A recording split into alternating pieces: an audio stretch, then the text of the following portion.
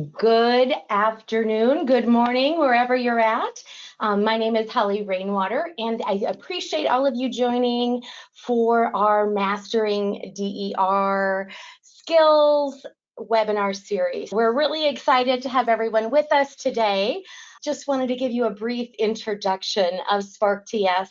As a reminder, we are a third-party administrator. We offer full-service lab and MRO services. We do random generation and compliance and policy management. Additionally, we have clinic and 24/7 mobile testing for any of the drug and alcohol services you may have in your future. And we also have a unique system called RailTasker. It is our drug and alcohol testing platform where you can keep your drug and alcohol history and have a strategic paperless solution. Our executive leadership team is myself and Katie Enuoy. She is our CEO and founder. Spark TS was founded in 2016, and we're really excited for all the exciting things that we have coming up in 2024.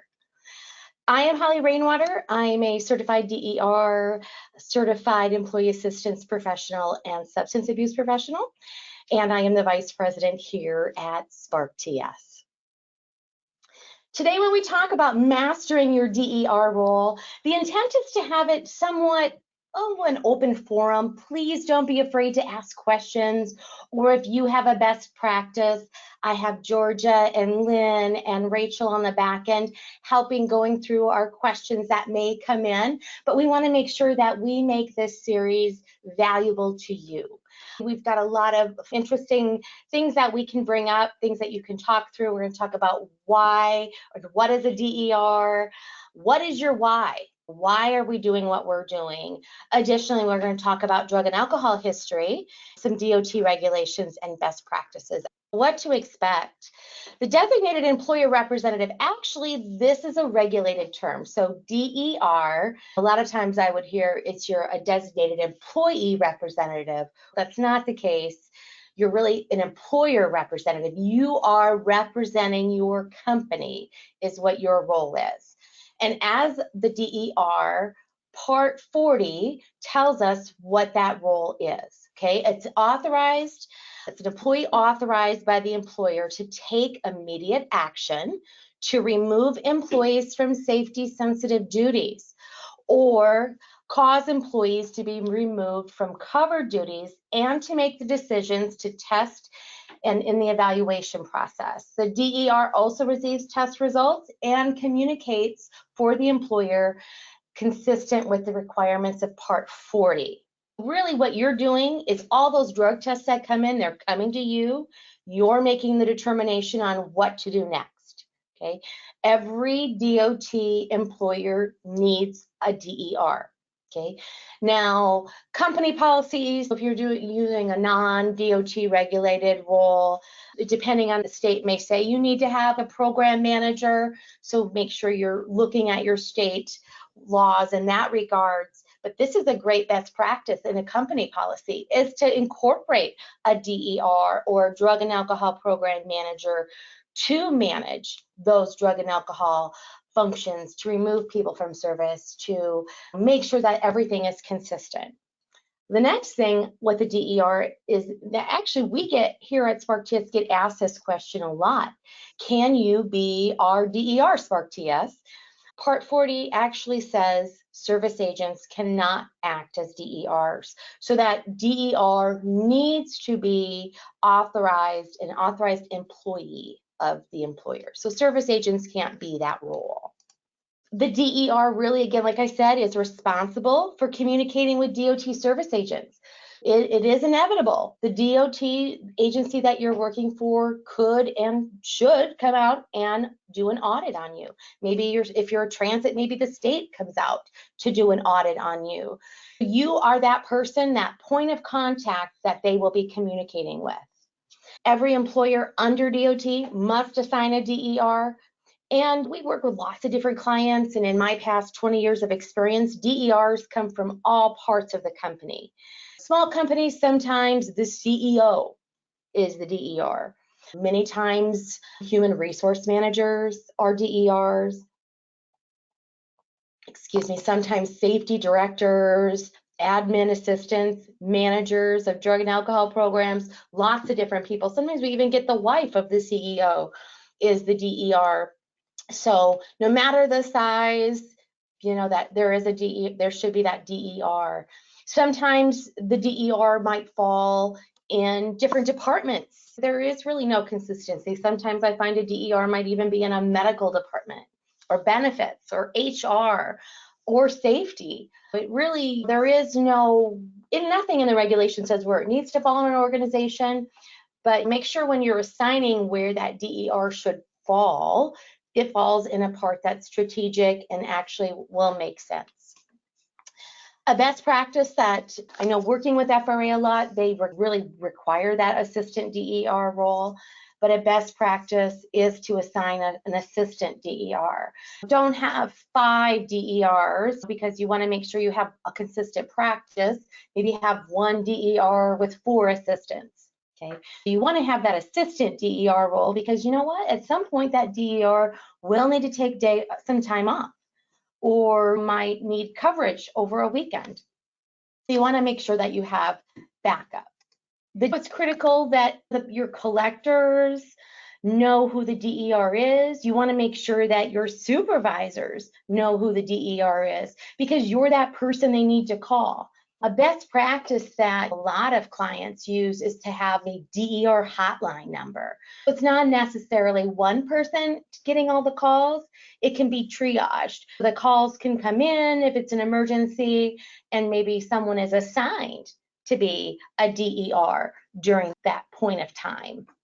And the thing is, you want people to pick up the phone and call you because if you're fixing things immediately while the event is happening versus after the event, it's going to be a lot easier. If your collector can't call you and they're in a shy bladder situation and they don't know what to do, or worst case scenario, they have a belligerent employee in the clinic and they can't get a hold of you, that's a problem. Your people need to be able to get a hold of you. Supervisors need to be able to get a hold of you. And it's your program as the DER. A new rule in Part 40 says that your contact information and name must be printed on that chain of custody form. Make sure you go back, look at your chains. Is your name and phone number on there? Because we want to make sure that you are able to be contacted. And especially if you're sending people in for alcohol-only tests, your name isn't pre-printed on that DOT ATF, that alcohol testing form. You need to make sure that when they're going in, they have your contact information. I'll plug in right here, electronic chain of custodies, even though they don't help the alcohol form, electronic chain of custodies really do help in this process because when you're going through that urine test, that DER information is right there in that electronic chain shell. And having that DER really does give you a consistent approach. You know that when this situation happens, we always handle it this way. It's really good to have that in procedures and making sure that your interpretations of the policy under DOT are consistent. And another example too, for non-DOT, another good thing to have. So again, you are consistent in the way that you handle the regulations. High level primary responsibility of a DER, you get those medical review officer results, you receive breath alcohol testing results, you remove employees from service. If someone has a non-negative test, then you are giving them that substance abuse professional referral and making sure that they complete all the requirements to bring them back to duty if you choose to do. DERs also help coordinate shy bladder and shy lung situations, and they report test results to agency or state local authorities if necessary. I might also add in here many, and we'll talk about this later on, but many regulations also have requirements like FAA and FRA. If somebody has a positive test, there are other implications to certification or their licensure that do come into place. This DER would also need to report to those parts of the company. Again, keeping your records secure and confidential, being knowledgeable and have authority to make decisions. You don't want to say, as a DER, you're telling someone that that this person's going to have to go through the shy bladder process, and then you have somebody above that level going, nope, we don't want to do that, just put them back to work. You need to be able to make those decisions and have the authority to make decisions. And you must be available 24/7. This is going to be even more critical, and I don't know when this will come in. We've got oral fluid testing coming up in the future. There's very specific protocols that will have to come in place. If the collector doesn't know those protocols, they will need to call you. Being available 24/7 is another requirement.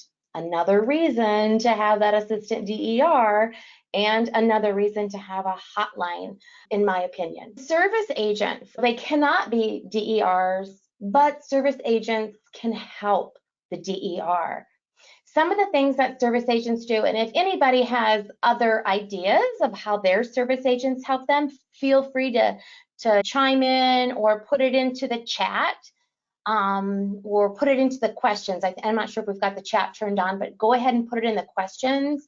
Or if you want to raise your hand and want to add anything, please do. But what service agents do, if you've got service agents that maybe assist with scheduling, because if you've got one DER and you need to schedule 300 tests, they can help with scheduling. DERs also can do random generation, clinic, MRO, lab, substance abuse professional contracts. There's all those things that they can have. As a DER, I know one thing that we offer our clients is a software solution. We've got RailTasker. Many TPAs may have a solution to store your electronic documents. We also could do data entry and dispatch clinic and mobile collectors.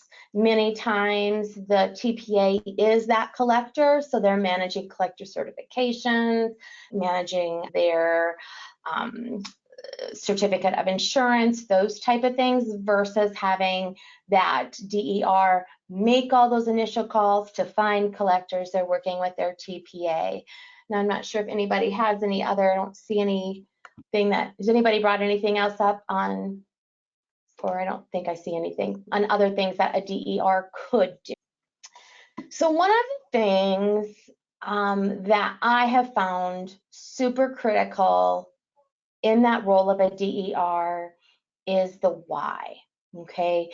And one of the things in regards to talking to your employees, to training your employees, is that your participants, your people that you're working with, are going to learn more effectively. They're going to get your buy-in when they know what you're doing and why you're doing it. And your employees, the people that you work for, I always call them your customers, right? These are your customers, the people that you are working for. You want to make sure that they know your why. Okay, know why you do it. Don't just go out there and say, we're going to do this just because. Have a why. I'm not sure if there's a lot of new DERs in the industry, and just thinking of myself, over the past few years, I've been through, I think, 2 different, just in FRA, for example, and all different agencies have different administrators, but we're going through, and people are changing out. And so as people change out, we're losing that history. We're losing that background, the core of why we're here. I wanted to talk briefly about why we do drug and alcohol testing. And it's not we're not just doing it because, and a lot of people will say we do drug and alcohol testing because of all the terrible things that have had to happen to make these regulations come into place. And when we say this regulation is here because it was written in blood, it really was. A lot of people, unfortunately, were fatally injured. And that's why we do drug and alcohol testing today. One example, back in '81, there was an aircraft crash on the USS Nimitz where 14 crew members and 45 others were injured when they were doing a night exercise off the coast of Jacksonville, Florida. The plane came in, the wings clipped several aircraft that were parked on the deck, slammed into other planes near the bow, skidded off the right, and ended up in a ball of flames. okay? The crash that caused that night destroyed 3 aircraft and also damaged 9 others, okay?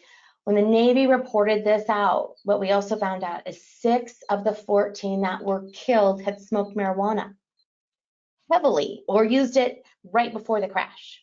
Okay, so not the pilot, but those that were fatally injured, okay, they were using marijuana. Okay, that's a problem. Okay, back in 81, we didn't do drug and alcohol testing. That did not exist. That was one of the things that had occurred that really started to bring this up to the forefront. In the drug and alcohol world with railroads, this is a very, these numbers right here should really tell us what we were looking at. From 1970 to 85, there were 28 train accidents and 20 fatal train incidents that involved drug and alcohol impairment. We're looking at 37 fatalities, 80 injuries, not to mention all the property damage. And it looks like I can't spell damage on the slide, but $40 million of railroad damage and 32 million of other damage. Okay, those are not numbers to take lightly. Then we have things like what happened in 82 in Livingston, Louisiana, okay, where we had a brakeman and a engineer test positive for alcohol, okay? And in this situation, what they did was they actually took the train and actually had a clerk handle the train. And you can see the picture right here of what happened. There was 43 cars derailed, 20 cars were punctured. We're looking at 27 to 3,000 people being evacuated. 19 residences were destroyed, and we're looking at 2 people that were definitely over the breath alcohol content of which they should be. One was a 0.19 and one a 0.06. Because of that history with the railroad, in 85, FRA put in a rule that said, hey, we are going to do some drug testing. Okay, we're going to start drug testing certain employees for those really what they called hours of service employees or covered employees. Those are people like an engineer, a conductor, signal maintainers, mechanical hostler, or dispatcher. Those are people that were in charge of the movement of trains. Okay, in these situations with these employees, we tested them for pre-employment, suspicion, and post-accident drug and alcohol testing. Okay, they weren't being tested for reasonable cause, or they weren't being tested for randoms. They just set some rules out and said, hey, we're going to test you for these few things because we see that there could be a problem.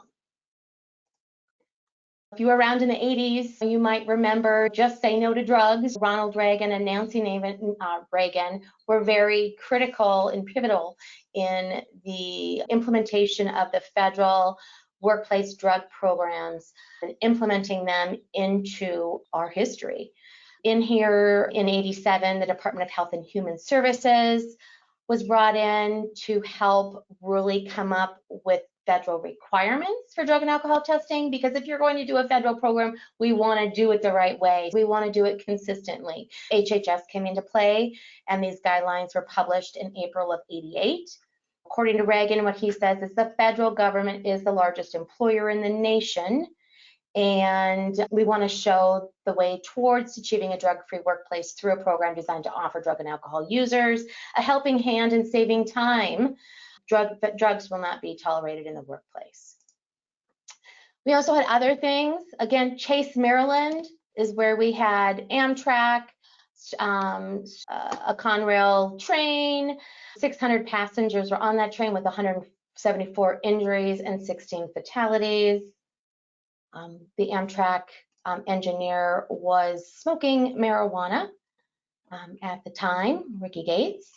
This event actually also was instrumental in initiating 49 CFR Part 240 for railroads for train and engineer certification, which made alcohol and drug use decertifiable events. If you didn't know this, if you are a trained person, an engineer, or now conductors that have a alcohol test above a 0.04, they cannot be certified as a locomotive engineer or conductor for 9 months. That was one thing that came out of this derailment. I've listed some other things here that happened in 87 and 88 that were a bus, some commuter planes, that had contributing factors with cocaine and a wide variety of other issues.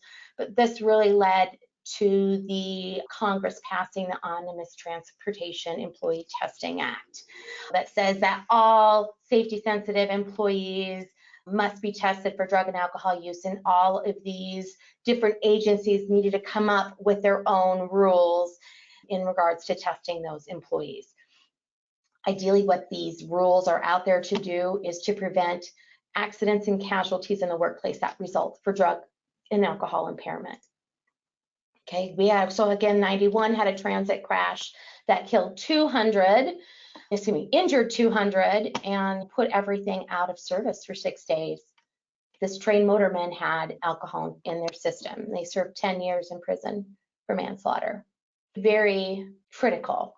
And when we go back to knowing your why, what is your why? When I talk to people, my why isn't always all of this history, but I think it's really good to remember why we do what we do, but you can have your own why. One of the things that I bring up, let's see here, actually, I think I went past it. The why is why you're doing what you're doing. One of the things that I like to tell people is actually my story. And I would have you think about your story. And if anybody has a story they'd like to share, I'd love to hear it. But mine goes back to when I started in my career. I always thought that when I was a DER, my job was to actually help people. If they had a problem with drug or alcohol use, my job was to get them to go to a SAP, help them get the treatment that they needed. That was what my job was, to help people. About the same time, I was actually then working for a TPA, and I managed on-site collectors. My husband actually was a railroader at the time. He was a conductor, and so a conductor for the railroad, actually, if you're not sure what they do, they're getting on and off trains. The train could be moving. They are hooking up rail cars to other trains. I'm really simplifying what they do, but they have very dangerous jobs. And they're out there with all this moving equipment. If they're in the wrong spot, literally, they could be fatally injured if they're not paying attention. I'd gotten a call from one of my collectors, and my collector calls and says, Holly, I'm out here on site, and I have an alcohol test, and the result is a 0.183. I said, okay. We verified it, we notified the DER, and truthfully, I went on my day. That was one of the things that we do, is we verified that the test was properly done. I went about my day, and my husband had come home, and he comes home and he says, Holly, you're never gonna believe what happened today. And I'm like, what? I had a normal day. What about you? What happened today? And he said, Holly, my engineer tested positive for alcohol. So my positive earlier in the day, do you think that my interpretation of helping somebody, getting them through the EAP program and the substance abuse professional program stayed from then? No, it changed. At that point, I said, you know what? As the DER role is a role that really helps make that railroad safe. So I was an extension of safety. Think about what your why is. Don't be afraid to tell people your why. Let them know, be out there, be in front of their face. When you're doing a training session with them, tell them these stories, tell them the past. You don't have to go into the detail, but just that screen, like we had 27 train incidents, 20 fatal. Those things just right there are enough to know, hey, this is why we're doing what we're doing. Does anybody have a story they want to share in regards? I'm looking, I don't see anybody that's got any, which is fine. But in the regulations too, we also break it down a little further. So we've got that the Health and Human Services that came in the 90s.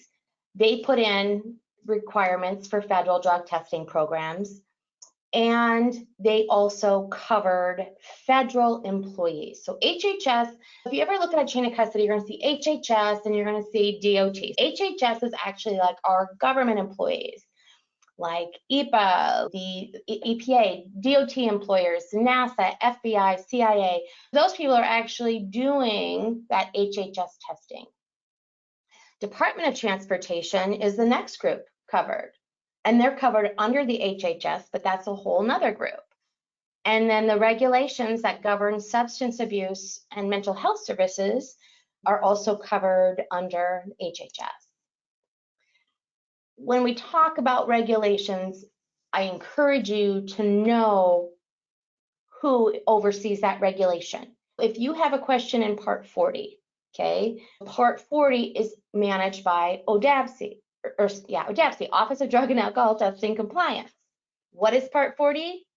We're going to go to Part 40, and that is how we do the drug testing, how we do all the procedural pieces of the testing process, okay? So urine collectors, the breath alcohol testers, service agents, laboratories, medical review officers, substance abuse professionals. It's how we do that. If you've got a question in regards to Part 40, reach out to ADAPC. They're the ones that handle that. Other parts of the DOT now go to another level. Now we're looking at the individual DOT transportation mode, okay? Now we've got like Part 219 that helps with your railroad, 382 FMCSA, 655 FTA, pipeline is 199, 4 and 16 are Coast Guard, and 120 is FAA, okay? So every different regulation has a different part that you would need to go to in the CFR. If you are an airline that has CDL drivers, you're actually under two different regulations, 382 and 120.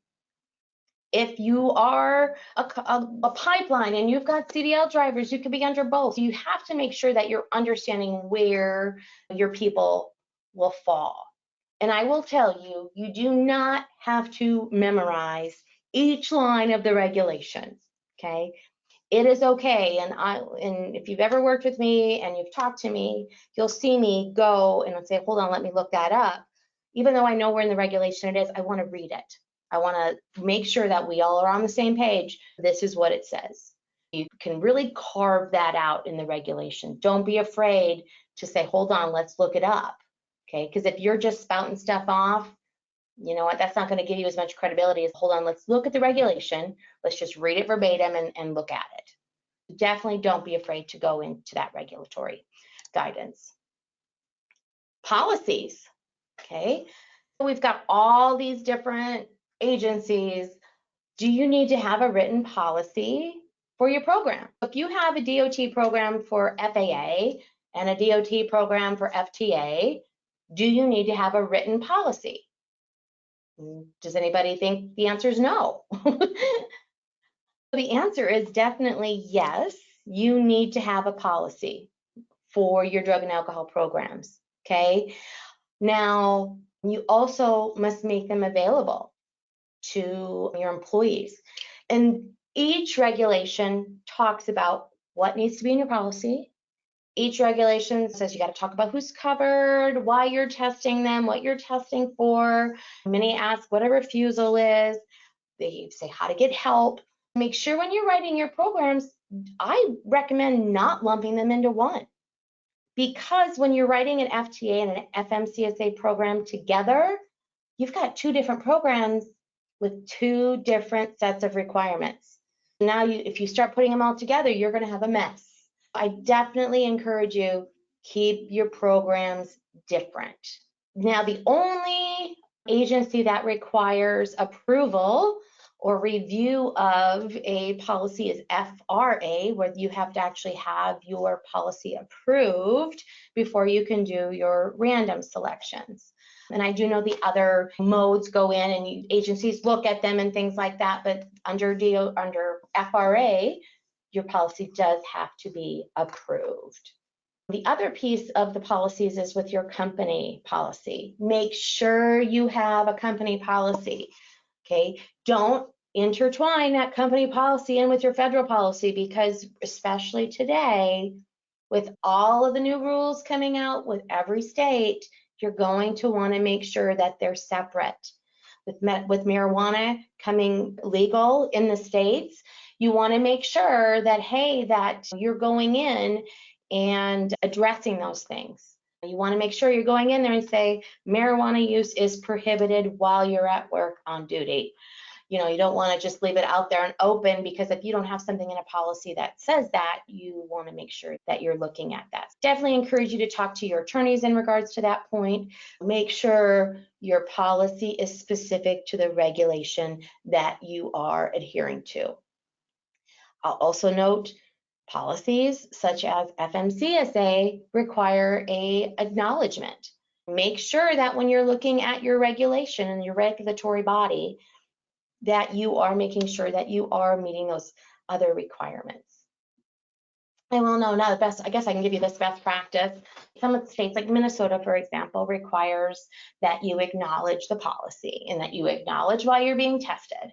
Some of the, and maybe if other people have ideas on how to manage this, but one of the things that I've done in my past and that we encourage our clients to do is, with your policies, we create a course, like a learning management system course. We create the course, we assign it to like a new hire, and then that new hire goes through the course and they acknowledge that they've read through it, they acknowledge that they understand it, they know who to contact if they have questions, that we're really solidifying that, hey, they were given the policy, they know what to do, they were given all the requirements, and you've got that tracked and stored. Something I would strongly encourage you to consider to incorporate that into your learning management system. We talked a little bit about government contractors also have testing, like the Department of Defense, Nuclear Regulatory Commission, and NASA. The contractors need to be in programs. And then again, the non-regulated, those non-safety sensitive, you want to make sure that you're tailoring those programs to your customers, to your employees. Regulations, again, with those regulations, every DOT agency is different. Who's applicable is different. What's prohibited, where violations come in. With alcohol, the 0.02 for every agency is different. You want to make sure that you know what you've got going on with these different agencies. Post-accident testing for every mode is different. Reasonable cause testing, only FRA has that. No other agencies have that. Make sure you know what your kind of testing is. Suspicion, random rates are different in every different mode. One exercise I've done before is I've taken all the different modes and I said, okay, here's the pre-employment requirements. What do I have? And it's just shocking on what comes about, all the differences. Again, record keeping requirements are different, policy requirements, supervisor training requirements, and even employee education requirements are different.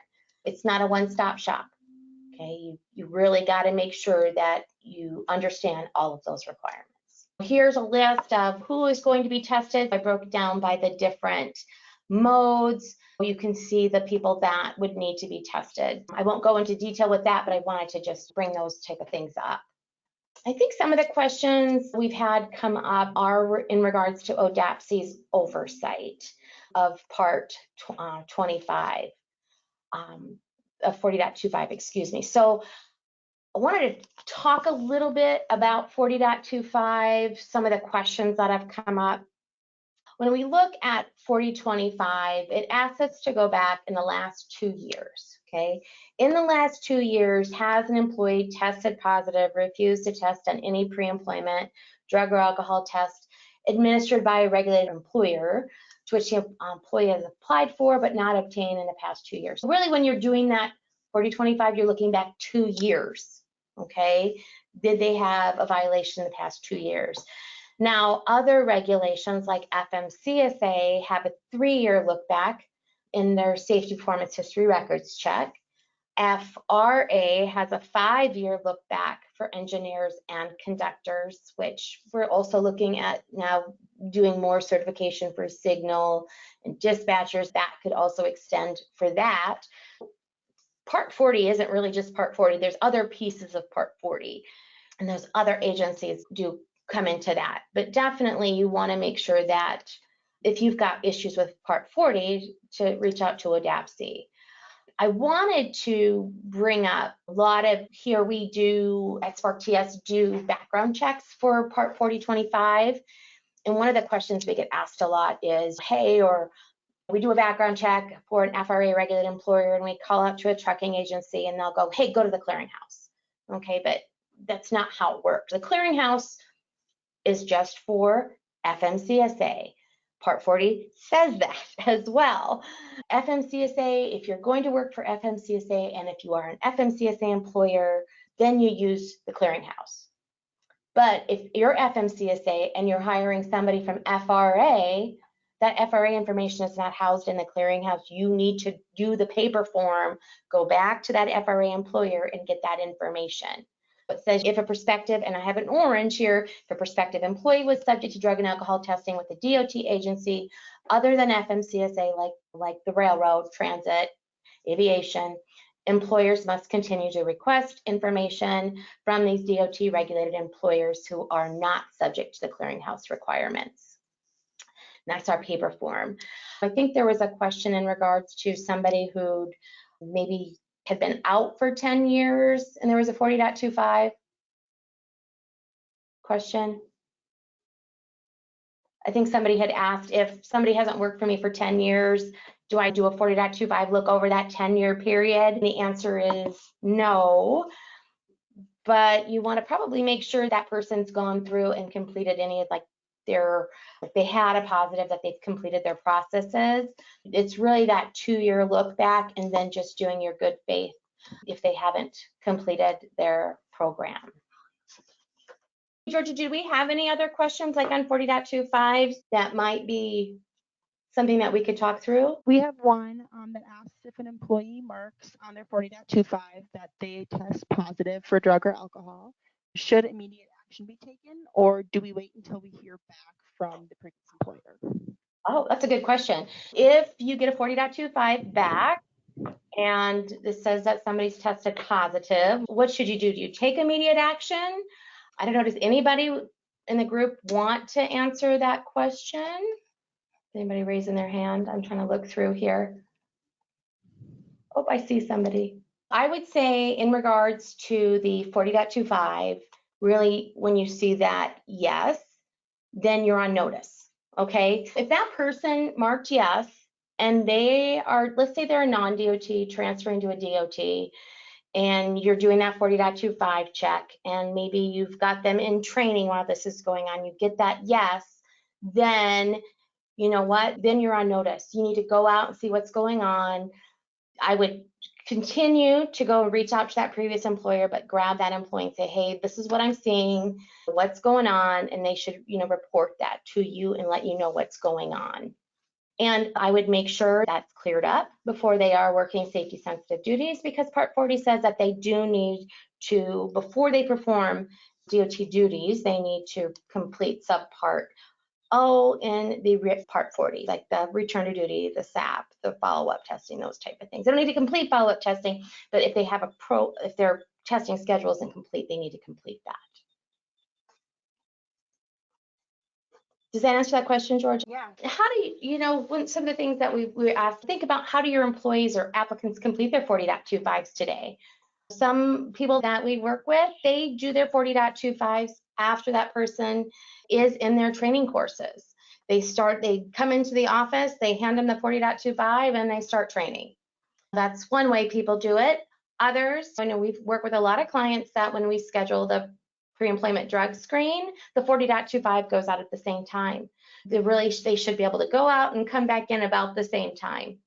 Others, they might have them, I think I've even seen them with an application before. I don't know if I would, recommend that necessarily, because you want to make sure that they're probably are getting that job offer. I don't know if anybody else has other ways that they complete it. Some actually will complete it by having a third party do it. Others do it on their own. But things to remember is if you're not in the clearinghouse, okay, if you're not in the clearinghouse, so if you're not FMCSA, you still have to have a wet signature.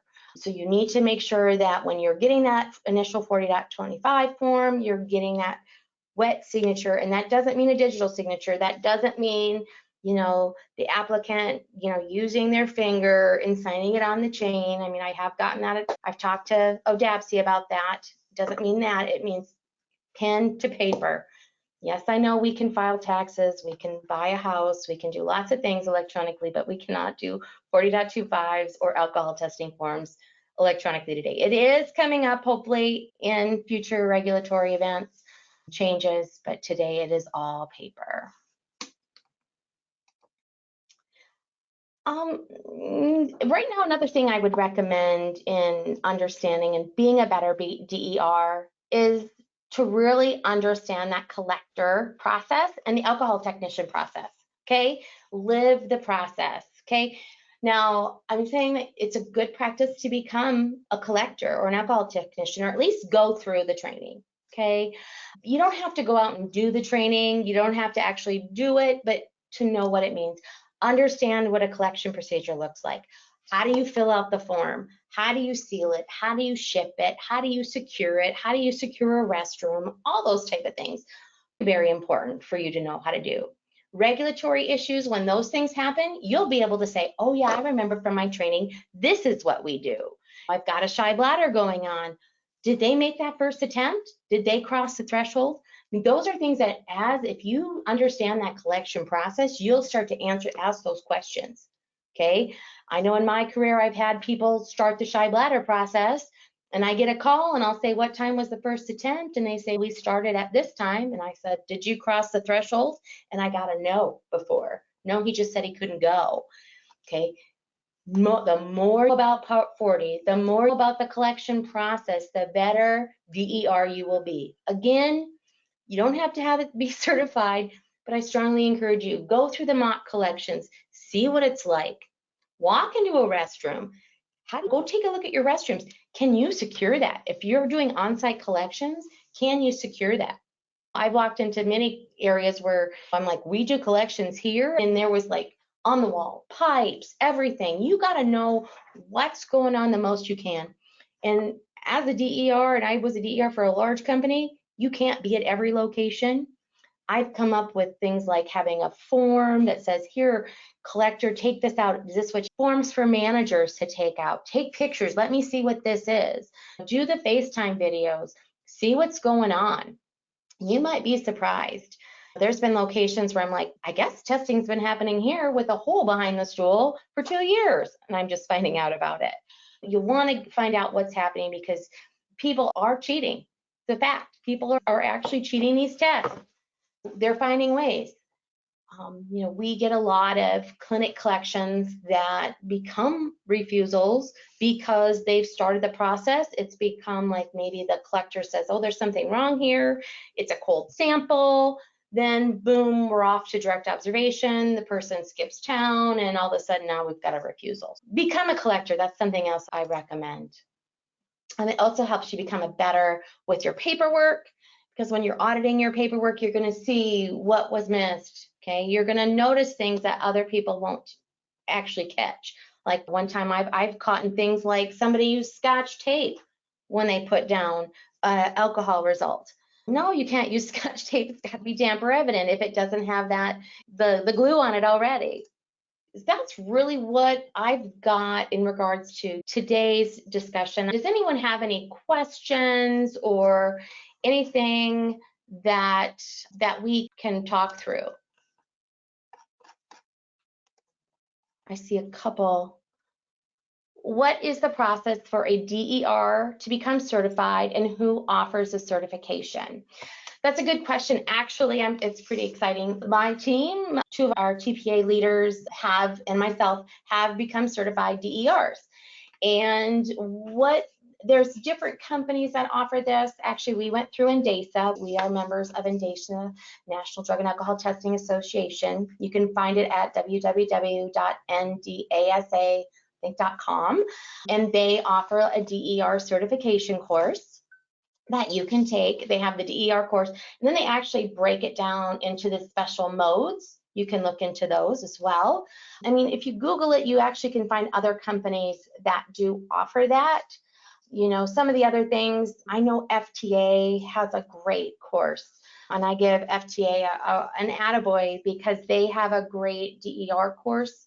I recommend it not only for transit, but for any mode, because they do spend a lot of time in transit, but they do a great job going in, through doing that collection process, going through Part 40, that's another good one that I would recommend, is looking at that company.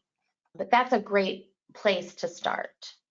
I see a question here. It says, is it mandatory to have an assistant DER on the plan? I haven't seen in a regulation that it is mandatory, but I will say definitely recommended. So FRA will push back, I believe, and say that you need to have an assistant just in case you need to have a backup.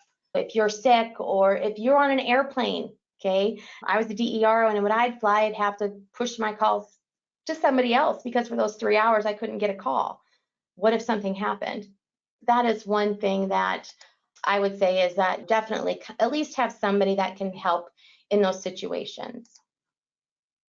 I see a question here. I'm with a TPA with our primary clientele being O&G contractors, with my primary responsibility is reporting their data to various auditing sisters. Okay, that's one of the TPA things that they're doing. They're reporting the data into their auditing forms. That's good. That's a really big thing for a TPA to do. Someone saying FRA is looking at when you schedule your drug and alcohol random testing. I highly recommend that you order random testing in the start, middle, and the end of your shift. Very good point. Yeah, if you are scheduling all of your testing at the beginning of your shift, at the end of the month, you've got a problem. You want to make sure it's still the DER's job to make sure that the testing is spread throughout the month or out that quarter, whatever your testing window is. Make sure it's split up. I know, like in our system, Railtasker, we actually have a place where you can go in and mark beginning, middle, end of shift, because you can't necessarily tell by the time of the test, right? You can't tell by the time, but you can definitely tell when it says BME, beginning, middle, end of shift. Definitely keep that on and push those type of things. Let me see what other questions come up. A collector reports to me a donor refused on a drug test. Do I accept this as a refusal? What do I do? Oh my goodness. Okay, good question. Okay, this is in Part 40, and I know that in the past, another thing you might want to do is if you go to our website, www.sparkts.net, we actually have a whole webinar on refusals because it's a hot topic. There are different types of refusals, and we can definitely, I know we don't have a lot of time left on this call, but we can go through it another time. But a refusal is not to be told, a collector cannot call a test a refusal. It has to be the DER in those situations. There's also MRO related refusals. So anything with a drug test, like going through the testing process, that's through your MRO. Okay, shy bladder is your MRO. Anything that happens at that collection site during that process needs to be completed by the DER. Okay, and what you do, simply, you need to do your job and go out and do an investigation. What's going on? What happened? Do your fact finding. Okay, you might find out that you get a test in, that's a refusal. Okay, John comes in and says he got a refusal. But you might find out there's a lot more to the story.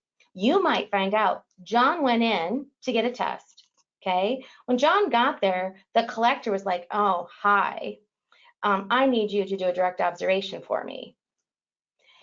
And then you might find out he said no and left. And you might find out in that investigation that the collector actually had a vendetta against the donor because it was somebody who, there's this whole story. And you might find out that the collector is actually the issue, not the donor. You definitely want to make sure you know what's going on. I'm sure more times than any, it will be that it is that it's probably the donor most of the time, but you need to do your due diligence. Another question is, will the slide deck be available? Yes, we'll send out the slide deck. I am new to DER role. Do you require, let's see here. Is there required training to become a DER and shared responsibilities to the role? There is not a required training under the regulations, but definitely go in and look at these courses, go through end days, look at these courses, look at our webinars that we've got. There's lots of different things that we've got out there. And we're trying to add more and more out there, giving you the information. But don't be afraid to ask questions. Don't ever be afraid to ask questions. A best practice is to recommend a collector take pictures of any discovered fake specimens. Yeah, I think if you're going to have to go through that whole process, I don't know discovered fake specimens, but I think if somebody brings in something to adulter the test, it's a good practice to get a picture, because if you open up their pocket and they have a yellow powdery substance in their pocket, or you find something laying on the floor that they could have used to alter test, pictures are going to help in those situations to provide to the DER. Are you required to be certified to be an assistant DER? No, there's not a requirement, but definitely get as much information as you can. How does a railroad do the test in the middle of a shift? Good question. I'm not going to answer stop the train in the middle of don't stop a road train in the middle. But you've got situations if you've got like signal employees, maintenance way employees, you can pull them away. Hopefully, and it's difficult, but in the middle of their shift. But with train operations, some things you could do if you've got like a mandatory, like a yard assignment or a local, and you can pull them in, bring them in the middle of the shift if you can. People are drinking in the middle of their shift. It is, and we've seen positive levels in the middle of shift go from one level and go up a level. So that means they're actually drinking while they're on duty. It's a tough one, right? It's a tough one, but do your due diligence. Do the best you can. Just look at when you've got this schedule, you've got to sometimes be pretty strategic about it. I think personally they're going to look more at like beginning, end, but you want to get them in the middle if at all possible. You know, when I went through the regulations, I also saw something the other day that was like, railroad operations or operations don't matter. You still need to do your testing. You know, and that one time on that one day, think about why we're doing the testing. That's why I went through all of that at the beginning. Here's why we're doing the testing. Those things happened and they continue to happen. They don't happen as big now because of the things that we are doing with testing as a deterrent. But definitely you want to try to test as much as possible at all different times. Would you be able to provide a drug and alcohol collector training course? We could probably come up with something. Yes, I think we could come up. It wouldn't be a certified training course, but definitely we can come up with maybe some. Yeah, I think we can come up with some scenarios that we could show on doing drug and alcohol testing. That's actually a great idea that we could do. Did I catch all of the questions? We're doing another mastering your role in your DER role in August. Those are some things that we can bring up and talk through that. So maybe we can talk through collections during that time. We would love to have you come in there. You can register at sparkts.net under our events. We'd love to have you join. Again, the webinars are out there. We've got other webinars for you. We would love to hear from you to see what you'd like to do. My contact information is, I think, on the next slide right there, holly@sparkts.net. If you have any questions that you'd like to walk through, or email dat@sparkts.net. I am so glad that all of you took the time out of your busy day to help make the railroad safe. Thank you, and we look forward to seeing you soon. Bye.